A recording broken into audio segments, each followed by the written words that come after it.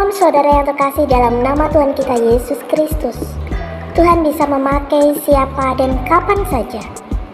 Dalam 1 Timotius 1 ayat 16, tetapi justru karena itu aku dikasihani agar dalam diriku ini, sebagai orang yang paling berdosa, Yesus Kristus menunjukkan seluruh kesabarannya. Dengan demikian aku menjadi contoh bagi mereka yang kemudian percaya kepadanya dan mendapat hidup yang kekal. Memang ketika Roh Kudus menginsafkan seseorang, pada saat itu ia merasa dirinya adalah orang berdosa. Keyakinan ini adalah hal yang sangat terasa. Roh Kudus mengambil dan mengaplikasikan kebenaran Tuhan sehingga menembus hati orang itu, dan pada saat ia merasakan perlunya bertobat. Begitu juga kita telah menyadari kegagalan di hidup kita dan kemudian menerima kasih karunia dan pengampunan Tuhan, kita akan mengetahui kebenaran ini. Itu mungkin tidak berdampak begitu kuat kepada kita pada saat kita mulai belajar untuk hidup dengannya. Tetapi cepat atau lambat akan ada perubahan dalam cara hidup kita. Di dunia ini tidak ada seorang pun yang sempurna. Orang yang menyangkal bahwa mereka adalah orang berdosa sama sekali tidak pernah dekat dengan Tuhan. Mereka yang telah mengalami pertemuan dengan Tuhan yang Maha Suci akan sadar akan keadaan diri mereka sendiri, bahwa mereka adalah orang-orang berdosa yang telah ditebus. Mereka mengetahui kebenaran bahwa Yesus telah mati untuk mereka dan Roh Kudus tinggal di dalam mereka untuk membebaskan mereka dari dosa. Mereka tidak lagi harus berbuat dosa. Mereka mungkin masih sering tersandung dan melakukan dosa individu, tetapi kehidupan dalam dosa telah mati dan mereka sekarang hidup bagi Tuhan. Roma 6 ayat 10. Satu minggu ini udah lama kita nggak ngobrol. Ya, ini Michael. Yang penting itu ini minggu-minggu ini Michael ya. Kita berdoa sungguh-sungguh untuk apa? Supaya terjadi perubahan atas bangsa ini. Perubahan dalam apa, Pak? Politik, kesehatan atau gimana? Ya, kesehatan dan pertobatan lah terutama Michael. Karena saat ini ya Michael ya, iya. Ini kan sudah mulai terjadi daya beli masyarakat turun, harga-harga naik toh Michael. Iya. Nah, tahun depan kita semua akan masuk melalui inflasi Michael. Iya. Tapi inflasinya saya berdoa supaya terkendali ya Michael. Amin, amin, amin. Nah, jadi makanya kan dari tahun 2020 saya nyuruh Michael ini supaya berkebun. Ya. Iya. Ini Pak Pendeta dulu yang ngomong, saya menunjukin ke Michael, nanti akan saya ngomongkan di sini. Oke, mau di WA nggak, Pak? Iya. Oke, jadi Pak Daniel, kalau kita bicara tentang akhir zaman, sekarang ini masa-masa seperti ini akhir zaman, Pak? Ya, kita memasuki akhir zaman. Tapi pembahasan itu tentang akhir zaman itu udah ada sejak saya belum lahir pun udah ada pembicaraan itu. Nah, yang benar yang mana, Pak? Soalnya kan sebagai hamba Tuhan yang sebagai S3 doktor gitu. Nah, menurut pendapat Pak Pendeta Sutoyo gimana? Kan begini, di dalam Alkitab, zaman itu kan dibagi dua ya. Jadi bagi orang-orang perjanjian lama mengatakan akhir zaman itu adalah lahirnya Tuhan Yesus. Oh iya. Nah, kemudian zamannya Tuhan Yesus, akhir zaman itu adalah Pentakosta. Nah, jadi kalau kita mengikuti Pentakosta itu adalah ya hari-hari ini memang hari-hari akhir zaman, gitu ya. Oh. Jadi akhir zaman. Nah, sebenarnya ketika kita ini mendengar akhir zaman, sebenarnya kita ini dimotivasi ya, didorong supaya kita ini melakukan tugas kita sampai selesai. Jadi seperti apa? Seperti Paulus ya, zamannya Paulus itu kan abad pertama ya. Jadi dia mengatakan apa? Yesus segera datang. Pada saat itu Paulus mengatakan Yesus segera datang, tapi sampai sekarang belum datang. Jadi kata segera di situ adalah untuk mendorong supaya orang-orang Kristen ini satu itu adalah melaksanakan tugas, ya, tugas penginjilan itu. Ya, Seperti kita sekarang ya Pak ya. Ya, ya. Jadi sekarang ini adalah kesempatan untuk memberitakan Injil. Nah, kemudian yang kedua, kalau segera datang berarti kita harus secara rohani itu mempersiapkan diri. Kapan saja Yesus datang, kita ini siap diangkat, gitu ya. Karena banyak orang yang masih karena situasi enak, kemudian nggak peduli dengan kehidupan rohani, nggak peduli dengan hubungan dirinya dengan Kristus, gitu, nggak melaksanakan tugasnya. Dia ngomong kalau sudah tua akan rajin, gitu ya. Kalau sudah punya rumah baru dia akan melayani atau setia kepada Tuhan. Kalau sudah menikah dan seterusnya, gitu ya. Nah, jadi saya terdorong dengan kata-kata Paulus, gitu ya. Paulus itu berbicara pada abad pertama, dia mengatakan Yesus datang, segera datang, gitu ya. Jadi istilah segera ini adalah merupakan satu kata yang memotivasi, gitu ya, supaya umat percaya itu adalah melakukan dengan cepat, gitu ya. Contoh saja kalau kita ini ujian, gitu ya. Ujian itu kan dibatasi oleh waktu. Ketika pengawas ujian mengatakan waktunya segera selesai, apa yang dilakukan oleh peserta ujian? Cepat-cepat, ya kan, cepat-cepat untuk menyelesaikan. Nah, sama. Jadi kata Yesus segera datang ini merupakan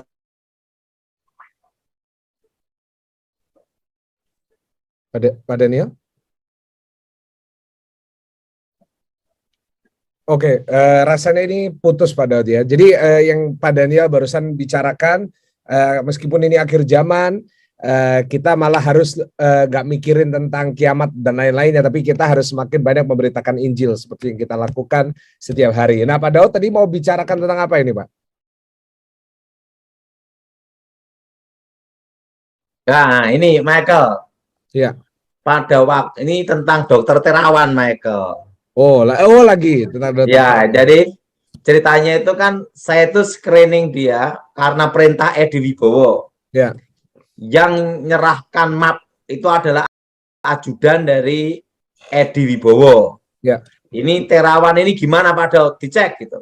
Saya cek ya, udah saya cek dan memang betul-betul baik dan dia baik dari yang terbaik, Michael. Iya. Sehingga boleh memeriksa presiden. Apa yang terjadi, Michael? Saya itu kan dulu pernah kena benturan di sini, Michael. Di mana, Pak? Pada waktu saya kalah sama Pendeta Gilbert. Iya. Nah, sampai saya hilang ingatan 1 tahun. Iya. Setelah itu saya ketemu Tuhan Yesus, sembuh. Iya. Nah, bagian kepala saya belakang ini banyak penyumbatan, Michael. Wow. Sama bagian sini semua. Nah, dan apa yang terjadi? Kan Pak Dokter Terawan beritahu saya, udah saya DSA aja. Jadi DSA saya itu ya di DSA langsung sama Dokter Terawan, Michael. Apa DSA itu, Pak? Ini seperti untuk yang ini loh, untuk penyumbatan di pembuluh darah itu loh, Michael. Oh, Pak Daud ada penyumbatan di pembuluh darah. Oh, penyumbatannya kan tahu sendiri, Michael. Yang waktu jatuh itu, tapi juga karena makan lemak-lemak, ya tengkleng, ya sancam gitu. Trigliserid saya itu hampir 600, Michael. Oh, iya. Nah, sama Dokter Terawan, untuk Pak Daud saya tanganin sendiri gitu. Wah. Nah, coba di fotonya tunjukin saya ditangani Dokter Terawan langsung karena dia tahu saya, Michael. Ya, ini. Iya, Pak Daud ya. Nah, prosesnya DSA ada saya kirim itu. Ini Dokter Terawan nih, Michael. Ya. Coba ya, proses DSA itu ada videonya, itu langsung Dokter Terawan sendiri yang ngurusin saya, Michael. Nah, ini apa, Pak? Diambil darah atau vaksin? Diambil darahnya sebelum di DSA. Oke. Nah, terus ada DSA itu sering disebut cuci otak apa itu loh, tapi bukan hipnotis, bukan. Ininya dibersihin yang kerak-kerak pembuluh darah itu loh, Michael. Nggak ada setannya pasti ya, Pak? Tidak. Ini bentar. Prosesnya, Michael. Ini. Itu Pak Daud. Iya, itu dokter terawan kan yang berdiri itu Michael. Kapan ini Pak? Baru aja Michael. Baru operasi Pak Daud. Enggak, di bagian selakangan. Untuk di bagian sini Michael. Iya Pak. Termasuk jantung Michael. Iya. Untuk dibersihkan pembuluh darah. Wah, berarti bentar lagi ada tindakan yang lain ini Pak, vaksin. Dokter terawan beritahu saya, khusus Pak Daud, saya yang nanganin. Tepuk tangan sendiri, mantan Menteri Kesehatan ya Pak ya. Kenapa? Karena ajudannya yang ngasih map untuk screening dia. Iya. Yang zaman Pak Edi Wibowo itu, saya kan diperintahkan Edi Wibowo untuk mencengkrening dokter terawan. Iya Pak Daud. Nah, enggak taunya ajudannya itu sekarang ikut dokter terawan, Michael. Oh. Jadi yang bagian screening sekarang ganti di screening. Ganti diperiksa. Iya Pak Daud. Haleluya. Pak Daud nggak kerasa apa-apa itu Pak? Ya, enggak terasa, Michael. Tapi langsung yang seperti ini loh, Michael. Yang ini. Iya. Yang seperti kayak sini kemang sekali loh, Michael. Iya. Sakit sih langsung hilang semua, Michael. Wah, Pak Daud ini langsung endorse ya Pak ya? Hah? Endorse. Langsung bagian sininya yang kan saya sering karena kena benturan tuh sini sakit sekali, Michael. Langsung hilang juga, Michael. Wah, luar biasa. Ya Tuhan pakai dokter terawan lah, Michael. Iya. Dokter terawan ngomong khusus Pak Daud, saya yang nanganin. Hari sendiri dulu. Pak, nah ini dia. Ada tentang kesembuhan, Pak. Nah, seberapa penting dokter dan obat bagi kesembuhan orang percaya, atau kita hanya cukup berdoa aja dan kita berserah aja? Kan ini yang jadi perdebatan. Apakah ya gimana Pak Daud? Pertama berdoa. Nah, kedua Tuhan juga bisa pakai dokter. Buktinya saya juga pakai dokter terawan. Benar Pak Daud. Tapi kalau dokter terawan tuh jenius, Michael. Itu kan terkenal di dunia tuh, Michael. Ya, Pak. Makanya saya kalau yang nangani badan saya tidak mau yang kaleng-kaleng punya. Siapa Daud? Itu dokter terawan langsung itu, Michael. Ya, itu di videonya kelihatan ya. Saudara semua yang di rumah di YouTube sudah bisa lihat. Wah, luar biasa. Rasanya gimana, Pak? Nggak sakit sama sekali? Enggak. Iya. Jadi kan mata saya ini ada kayak belereng-belereng agak kurang jelas tuh loh, Michael. Ya. Begitu langsung terang semua, Michael. Wah, luar biasa. Bahkan lihat Michael dan lihat dolar lebih terang. Waduh. Lihat dolar. Gitu ya, Pak ya. Jadi pengaruh di mata ada juga, Michael. Iya. DSA itu namanya, Michael. Puji Tuhan ya. Iya, saya pernah dengar sebelum Pak Terawan jadi menteri, kalau nggak salah cuci otak itu ya, ada prosedurnya itu ya Pak Daud ya. Iya. Tapi itu untuk penyumbatan, Michael. Yeah. Itu kan untuk autis juga, Michael. Yeah. Untuk autis, dia dokter pinter, Michael. Karena makanya waktu zaman Pak Edi Wibowo itu kepresidenan itu pakai dia, Michael. Oh, jadi kalau Pak SBY dulu pakainya Pak Terawan ya? Tanya aja. Ibu Ani juga. Iya. Jadi Pak Daud juga percaya bahwa dokter bisa dipakai Tuhan ya? Ya, buktinya sendiri juga ke dokter toh, Michael. Iya. Nah, pertama doa, kedua Tuhan juga pakai pengetahuan, Michael. Men, iya. Setuju saya. Setuju 100%. Tapi saya bersyukur sama Tuhan, Michael. Iya. Dulu saya screening dokter terawan, sekarang ganti saya yang disuntik jadi pasiennya, Michael. Iya, enak Pak ya. Luar biasa. Langsung sama mantan menteri ini. Wah, luar biasa Pak Daud. Nah, Pak Daniel Sutoyo gimana tentang kesembuhan ini, Pak? Soalnya ada yang bilang, wah kita percaya tanpa obat pasti bisa sembuh juga. Oh, sorry Pak, di unmute lagi Pak Daniel Sutoyo. Oke. Ya, Tuhan itu kan bisa pakai siapa saja dan pakai apa saja, Ya. gitu ya. Ya memang utama adalah berdoa ya, tetapi Tuhan memberi pengetahuan kepada umatnya gitu ya, seperti dokter gitu ya. Jadi untuk menganalisis fisik kita, mana yang sakit gitu ya. Jadi bisa saja Tuhan itu pakai dokter, juga pakai obat-obatan. Contoh saja Lukas itu juga dokter ya, tabib kan gitu kan. Jadi Tuhan pakai dokter. Nah, contoh saja satu kasus gitu ya. Nah, kalau ada orang yang keracunan, contohnya, keracunan, ya. Nah, kemudian hanya didoakan, padahal semua tubuhnya sudah biru, sudah hampir mati, gitu ya. Nah, itu kan juga perlu perlu dokter kan, gitu kan. Nah, kemudian dokter menyarankan silakan untuk minum air kelapa muda, gitu ya. Akhirnya menjadi sembuh kan, gitu kan. Jadi istilahnya kita ini kalau sakit itu adalah musuh kita, kita serang dari berbagai arah gitu ya. Selain kita doa, membaca firman dan kita minta dari Tuhan, tapi kita juga pergi ke dokter karena Tuhan memberikan hikmat kepada dokter itu untuk menolong umatnya. Kemudian juga bisa obat-obatan herbal gitu ya. Contoh saja zamannya contohnya Adam Hawa gitu ya. Itu kan dokter belum ada, obat-obatan belum ada. Yang bisa nggak ada sakit penyakit? Ya tentu ada gitu ya. Tapi bisa sembuh karena apa?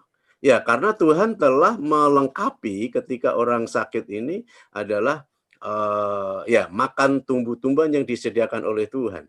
Maka herbal itu juga bisa menolong orang yang sakit gitu ya. Contoh saja jahe gitu ya, kemudian serai dan sebagainya. Mungkin Pak Dautoni ini kan juga sering minum ini setiap hari. Apa jangan ya. jahe, serai, secang. Nah, setiap hari Michael. Sehat ya Pak. Kalau di Solo wedang uwoh gitu ya. Iya. Ya. Jadi bisa pelbagai cara ya. Jadi Tuhan itu juga memberikan kepada kita kesempatan untuk berusaha gitu ya. Tapi usahanya adalah usaha yang benar gitu. Bukan pergi ke dukun seperti orang yang tidak percaya kepada Tuhan. Jadi selain kita ini berdoa, beriman, Yesus adalah Jehovah Rafa, Allah penyembuh gitu ya, Allah di atas dokter di atas segala dokter gitu ya. Tapi kita juga berusaha gitu ya, pergi ke dokter, mungkin juga makanan yang sehat gitu ya, kemudian obat-obatan herbal dan sebagainya. Saya kira Anda bertentangan dengan Alkitab gitu ya. Iya.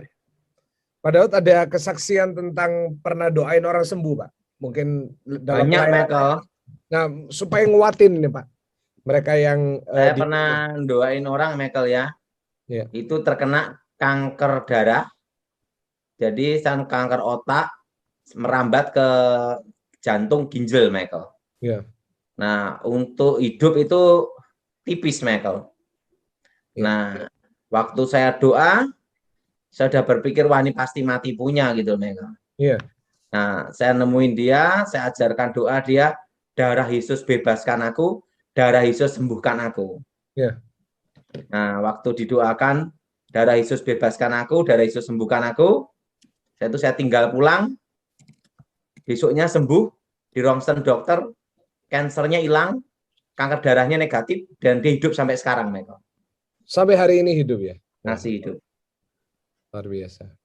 Tapi kenapa ada orang yang doa terus gak sembuh, Pak? Menurut Pak Daud? Ya, semua itu kan prerogatif Tuhan ya. Tuhan maunya gimana itu loh, Michael. Iya, Pak Daud. Nah, Tuhan maunya gimana? Nah, itu yang jelas itu aja, Michael. Iya. Jadi terserah Tuhan ya. Apakah anak-anak ikut pengangkatan? Bayi-bayi. Tanya Pak Pendeta itu. Ayo, itu Pak. bukan bidang saya.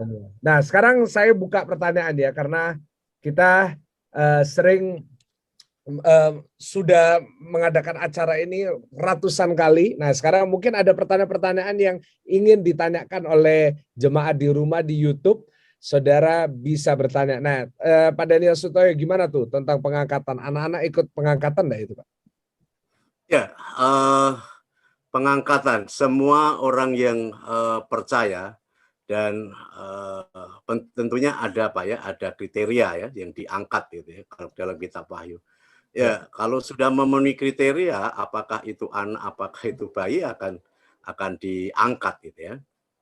Akan diangkat. Tapi ada juga yang ditinggalkan. Kalau di dalam kitab Wahyu itu istilahnya dimasukkan di ranjang penderitaan gitu ya. Jadi itu artinya memasuki zaman antikris gitu ya. Jadi semua orang percaya yang memenuhi kriteria itu akan diangkat. Ya. Jadi seperti di Alkitab ada 2 orang di kilangan gitu ya, yang satu diangkat, yang lain ditinggalkan. Kemudian di kebun yang satu diangkat dan yang satu ditinggalkan. Jadi artinya orang-orang yang diangkat itu adalah orang-orang yang memenuhi kriteria. Tentunya adalah orang-orang yang rohani ya, memenuhi kriteria sesuai dengan Alkitab begitu. Jadi itu bisa diangkat itu. Iya. Nah, tapi apakah anak yang baru lahir itu berdosa atau enggak, Pak? Kalau misalnya bayi baru lahir, mati enggak? Mati masuk surga atau neraka? Nah, itu kan ya, saya tidak bisa menentukan ke surga atau ke neraka ya. Itu sudah kedaulatan Tuhan kan. Statusnya sebagai yang sudah diselamatkan atau enggak, Pak? Gitu. Ya, kalau orang tuanya percaya kepada Tuhan, saya kira bisa saja. Ya. Tapi yang menentukan adalah Tuhan ya, kedaulatan Tuhan, kembali kepada kedaulatan Tuhan itu. Iya. Menurut Pak Daud gimana, Pak? Wah, saya idem aja lah. Karena ini bukan bidang saya. Iya. Tapi kita percaya kalau orang tuanya percaya, anaknya pasti diselamatkan juga. Iya. Nah, tapi apakah berarti orang percaya anaknya lahir tanpa kutukan, Pak? Karena banyak orang Kristen kena kutukan loh, Pak. Gimana Pak Daud itu? Kalau orang tuanya itu hidup dalam Tuhan, nah waktu lahir langsung patah dari kutukan, Michael. Oh, tapi kok ada orang yang kayak orang Kristen kayak sekarang yang sering masuk di acaranya Zoom kita? Nah, kadang gini, Michael. Di pertengahan hidupnya, kira-kira usia 17-18 tahun, anak itu bergaul dengan kuasa gelap.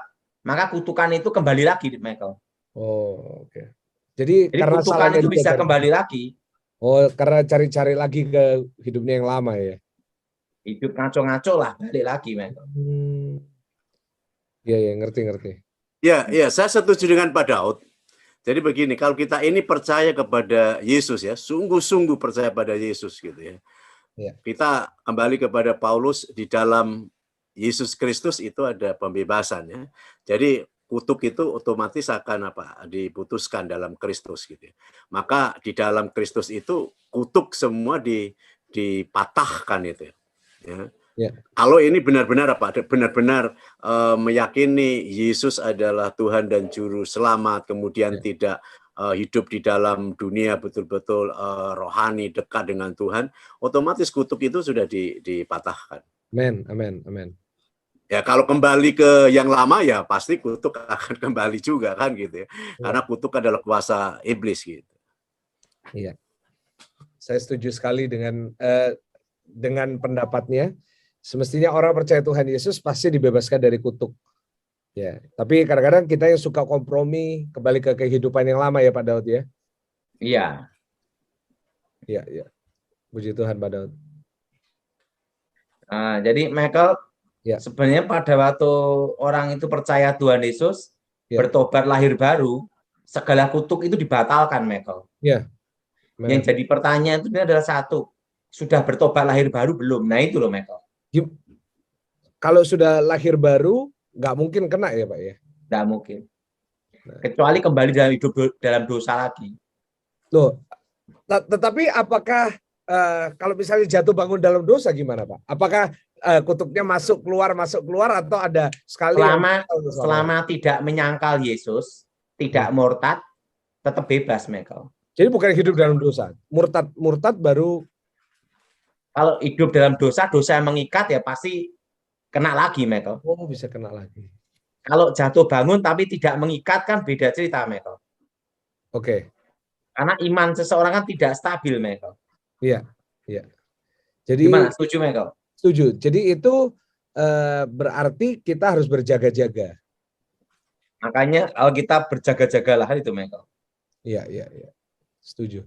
Nah, apakah itu ada hubungannya Pak dengan yang kalau satu setan keluar terus 7 setan masuk kembali? Apakah seperti itu, Pak? Itu untuk orang yang murtad menyangkal Tuhan, Michael. Apakah bagi orang yang mungkin dia ragu, dia nggak ibadah lagi, apakah mungkin bisa kayak gitu juga? Atau harus murtad dulu baru kayak gitu? Pertama murtad atau hidup dosa yang mengikat, Michael. Oke. Nah, itu kembali lagi. Oke. Banyak hal ya, kadang itu kita ini tidak ngerti apa yang disebut otoritas kehendak Tuhan itu tidak bisa kita mengerti 100%, Michael. Iya, Pak Daud. Misalnya, apakah orang berdosa bisa dipakai Tuhan? Bisa loh, Michael. Iya. Lah mau-maunya Tuhan. Gimana, Michael? Benar, setuju. Terserah Tuhan mau ngapain, karena dia Tuhan. Yang Tuhan bukan kita, gitu loh. Iya. Saya setuju banget dengan itu. Wow, luar biasa. Luar biasa, Pak Daud. Ketika kita merenungkan Rasul Paulus dan apa yang dia katakan, kita menyadari sesuatu yang luar biasa. Tuhan menggunakan orang berdosa, meskipun dia adalah seorang Kristen yang luar biasa dan seorang rasul yang luar biasa, yang mencapai hal-hal yang luar biasa menjadi alat Tuhan untuk menyebarkan Injil kepada orang-orang bukan Yahudi. Dia memiliki banyak kelemahan. Kita hanya perlu melihat pada ketidaksepakatan tajam antara Paulus dan Barnabas. Ini ada dalam Kisah Para Rasul 15 ayat 39. Untuk melihat seorang pria yang tidak mampu memberi orang lain kesempatan kedua dan yang terpisah dari rekan kerja yang telah lama dikenalnya. Ini jelas meninggalkan kesan yang kurang baik tentang dirinya. Tetapi Tuhan memakai dia. Mari kita renungkan dalam kehidupan kita sehari-hari. Tuhan bisa menggunakan siapapun, menjadikan sebagai alat.